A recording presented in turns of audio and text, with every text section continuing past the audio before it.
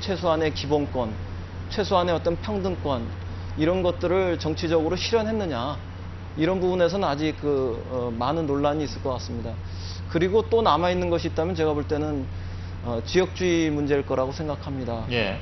많은 제도적 개혁을 통해서 중선거구제 도입 등 이런 변화의 시도도 있었지만 아직도 남아있는 문제들은 지역주의 정치의 문제이고 이것이 우리 정치를 인류 정치, 선진 정치로 진입하는 데 있어서 가장 큰 그런 걸림돌이 되고 있는 거 아니냐 이렇게 생각합니다. 예, 신 대표님. 네, 우리 사회 이제 정치 부분에 있어서의 좀 남겨진 과제, 미완의 과제가 뭔가 저는 크게 한 3가지 정도 있다고 봅니다.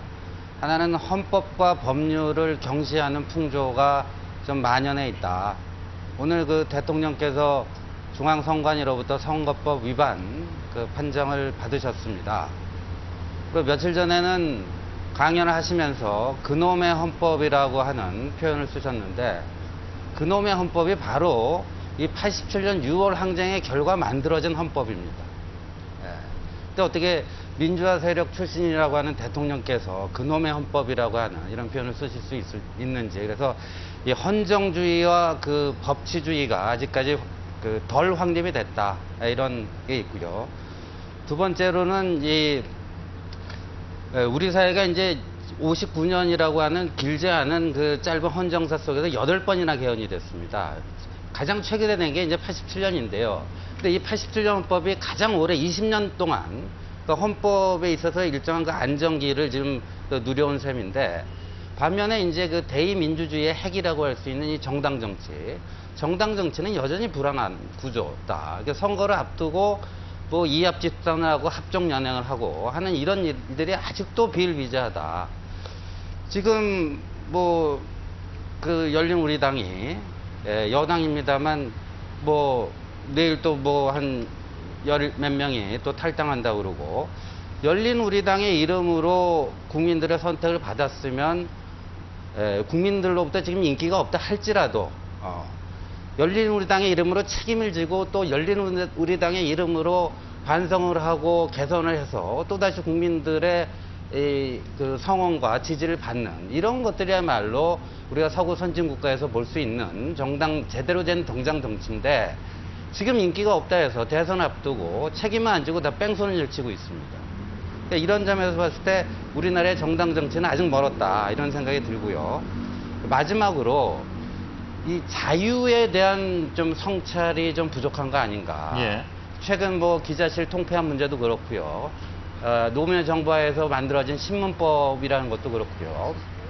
그다음에 우리가 이제 이 시청 앞 광장에서 좀 하나 생각을 해봐야 될 게 요새 이제 집회 시위 문화를 보면서 제가 생각이 드는 게 87년 6월하고 지금은 상황이 많이 다릅니다. 그래서 지금 집회 시위를 하면서 이제 도로 점거 행위라든가 이런 게 많이 일어나는데 어떠한 경우에도 타인에게 이렇게 불편과 불이익과 그걸 안겨줄 자유는 없습니다. 근데 지금은 집회 시하는 특정 집단의 떠들 수 있는 자유를 위해서 불특정 다수의 교통 불편이라고 하는 그런 거를 마치 자유인 양 착각하고 오해하고 있는 그래서 이 자유에 대한 좀 성찰과 좀 재발견이 있어야 됐다. 이런 한 3가지 점이 남겨진 과제가 아닌가 생각합니다. 네, 신조 대표 말을 들으면 참 안타깝다는 생각이 들거든요. 지금 이 자리까지 나와서도 3가지 짚었는데 하나는 대통령 욕하는 거고 또 하나가 열린우리당 욕하는 거고 3번째가 운동권 욕하는 거거든요. 그래서 이러한 과도한 정치의식에서 좀 해방될 필요가 있다는 거죠. 그것도 굉장히 낡은 건데요. 또 대통령 욕하는 것도 들어보면 이겁니다. 그놈의 헌법이라고 한마디 했던 걸 가지고 헌정질서를 수호하는 게 우리의 과제다라고 하는 이 과도한 결론. 그러니까 헌정질서가 깨지고 있다는 증거 하나가 그놈의 헌법이라는 말 한마디거든요.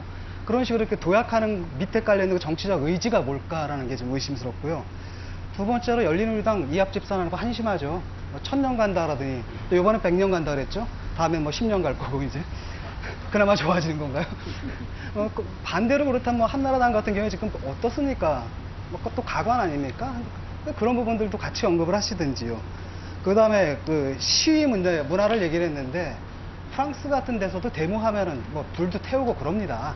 그런 게 있는 거거든요. 그럼 그거 법법을 한 사람을 처벌하면 되는 것이지 뭐 그런 문제를 다소 과격해지는 거, 시위하면 다소 과격해지는 건데 87년 때는 뭐 아니었습니까? 그 범법행위였습니다. 다 사실상은.